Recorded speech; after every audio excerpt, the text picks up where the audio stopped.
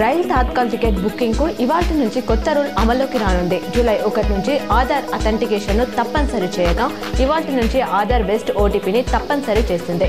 దీంతో ఇవాల్టి నుంచి పీఆర్ఎస్ కౌంటర్లు, ఐఆర్సీటీసీ వెబ్సైట్ల ద్వారా టికెట్లు బుక్ చేసుకునేటప్పుడు ఆధార్ లింక్ అయిన ఫోన్ నంబర్కు వచ్చే ఓటీపీని తప్పకుండా ఎంటర్ చేయాలి. దేశంలోనే రెండో అతిపెద్ద కేబుల్ బ్రిడ్జ్ ప్రయాణికులకు అందుబాటులోకి వచ్చింది. కర్ణాటక శివమొగ్గ జిల్లా సింగందూర్ సమీపంలోని శరావతి బ్యాక్ వాటర్ పై రూపాయలు 473 కోట్లతో నిర్మించిన ఈ వంతెనను నితిన్ గడ్కరీ నిన్న ప్రారంభించారు.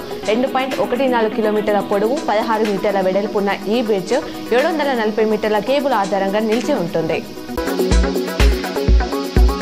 పచ్చదనాన్ని పెంపొందించడం ద్వారా భవిష్యత్తు తరాలకు మంచి వాతావరణాన్ని అందించవచ్చని ఉమ్మడి నిజామాబాద్ జిల్లా ఇన్ఛార్జ్ మంత్రి సీతక్క అన్నారు.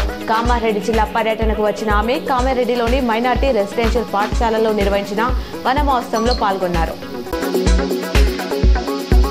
మేడిగడ్డ కూలిపోయిందని, కొట్టుకపోయిందని చేస్తున్న ఆరోపణలన్నీ అబద్దాలేనని ఎమ్మెల్సీ కవిత మండిపడ్డారు.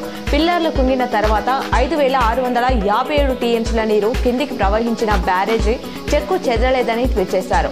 మరమ్మతులు చేస్తే మేడిగడ్డే తెలంగాణ జీవగడ్డగా, కాళేశ్వరమే తెలంగాణ జీవధారగా నిలుస్తుందని ప్రజలు గుర్తించాలన్నారు.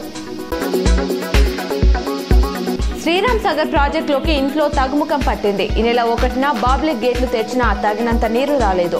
3-4 రోజుల్లోగా ఇన్ఫ్లో మరింత తగ్గింది. గడిచిన 24 గంటల్లో ప్రాజెక్టులోకి 690 క్యూసెక్ల నీరు వచ్చి చేరగా అవుట్ఫ్లో అంతే మొత్తంలో పోతుంది. మంగళవారం ఉదయం ప్రాజెక్టులో 1068.50 అడుగుల నీరు నిల్వ ఉందని ప్రాజెక్టు అధికారులు తెలిపారు.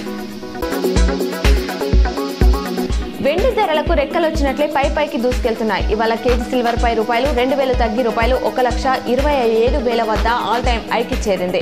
అటు బంగారం ధరలు స్వల్పంగా తగ్గాయి. హైదరాబాద్ లో 24 క్యారెట్ల 10 గ్రాముల పసిడిపై 110 తగ్గి 99,770కి చేరింది.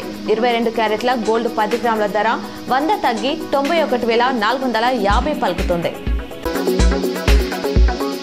గ్రామ పంచాయతీ ఎన్నికల నిర్వహణపై రాష్ట్ర ఎన్నికల సంఘం కసరత్తు చేస్తుంది. పోలింగ్ సిబ్బంది డేటాను సిద్ధం చేయాలని కలెక్టర్లను ఆదేశించింది. ఫిబ్రవరిలో నమోదైన రిటర్నింగ్, సహాయ రిటర్నింగ్, ప్రిసైడింగ్ అధికారులు, ఇతర సిబ్బంది వివరాలను పునఃపరిశీలించాలని సూచించింది.